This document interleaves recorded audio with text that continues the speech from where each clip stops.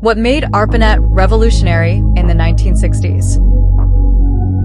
So, ARPANET's revolutionary aspect was its use of packet switching, where data was broken into packets, sent independently, and then reassembled at the destination. ARPANET's impact in communication? So, this method made communication more efficient and reliable. How did ARPANET's packet switching impact communication? Packet switching allowed for more efficient and reliable communication by enabling multiple users to share the same network simultaneously.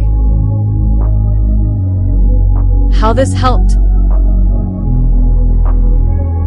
So, this improved scalability and network performance. What would the world be like without ARPANET's innovations?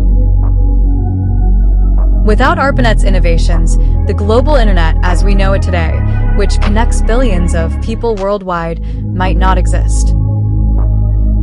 The success.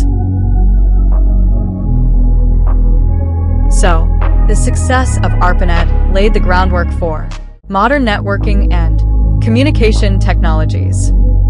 For more videos like this, subscribe to Cybersecurity Clips.